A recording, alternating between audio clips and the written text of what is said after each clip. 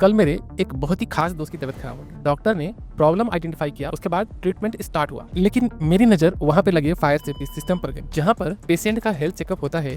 क्या वहाँ पे लगे फायर सेफ्टी सिस्टम का हेल्थ चेकअप ओके है या नहीं? फायर अलार्म सिस्टम लगे थे, फायर एक्सटिंग्विशर लगे थे और लाखों रुपए खर्च करके फायर हाइड्रेंट सिस्टम भी लगाए गए थे। लेकिन सबसे इंपॉर्टेंट बात ये नहीं थी कि वो बिल्डिंग लाखों में थी, वहाँ पर सैकड़ों लोग थे, ऐसे लोग जो किसी भी इमरजेंसी के समय भाग नहीं सकते। और वो हॉस्पिटल किसी भी इमरजेंसी के लिए वहाँ पर लगे फायर सेफ्टी सिस्टम पर पूरा डिपेंडेंस थे। और इसी गंभीरता के साथ मैंने वहाँ पे इन्वेस्टिगेशन को स्टार्ट किया। मैंने वहाँ पे मौजूद एक स्टाफ से पूछा कि इस फायर सेफ्टी सिस्टम का लास्ट बार हेल्थ चेकअप कब हुआ था। उन्होंने कहा कि एएमसी चल रहा है। मैंने पूछा लास्ट बार कब टेस्ट किया था।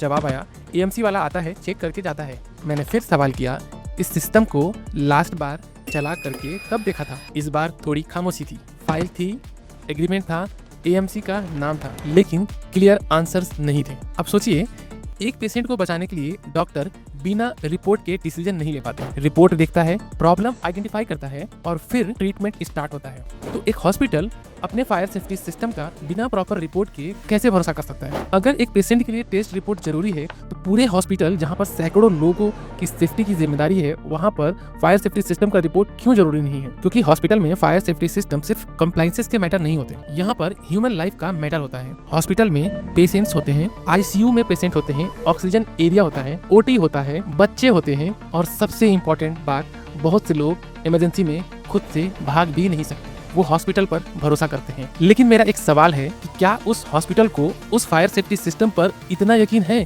कि वो किसी भी इमरजेंसी के लिए उनके पेशेंट्स को फायर से सेव कर सकेगा? अगर आप भी एक हॉस्पिटल ऑनर हैं या मैनेजमेंट टीम का हिस्सा है तो आज ही अपने टीम से कुछ सवाल जरूर कीजिएगा। फायर अलार्म सिस्टम की लास्ट टेस्टिंग कब हुई थी? फायर एक्सटिंग्विशर की वैलिडिटी क्या है? हाइड्रेंट सिस्टम का टेस्ट कब हुआ था? क्या वहाँ के स्टाफ को किसी भी इमरजेंसी के लिए इवैक्यूएशन प्लान पता है? किस तरीके से वहाँ के पेशेंट्स को इवैक्यूएट करना है, क्या आपकी टीम को इसका पता है? Last fire safety audit report आपकी फाइल में अवेलेबल है? अगर इन सवालों का जवाब क्लियर नहीं है तो आपको उस फायर सेफ्टी सिस्टम पर ब्लाइंडली भरोसा नहीं करना चाहिए। पहले उसका हेल्थ चेकअप कीजिए। जैसे एक डॉक्टर किसी भी पेशेंट का ट्रीटमेंट रिपोर्ट के बेसिस पे करता है, ठीक उसी तरीके से उस हॉस्पिटल की सेफ्टी रेटिंग उस हॉस्पिटल में लगे फायर सेफ्टी सिस्टम के रिपोर्ट के बेसिस पे होना चाहिए। सिर्फ एएमसी एग्रीमेंट पेपर देख के नहीं, सिर्फ सिस्टम लगा है ये देख के नहीं, सिर्फ फाइल में पेपर पड़े हैं इस बात पर नहीं। एक्चुअल टेस्टिंग से, एक्चुअल रिपोर्ट से, एक्चुअल ट्रेनिंग से आप पेशेंट को डिजीज से बता सकते हैं, और क्या आप उसे फायर से सेफ रख सकते हैं? और जाने से पहले सिर्फ एक सवाल आपसे करके जाना चाहता हूँ, जिस हॉस्पिटल में हर पेशेंट का हेल्थ चेकअप होता है उस हॉस्पिटल का लास्ट बार हेल्थ चेकअप कब हुआ था?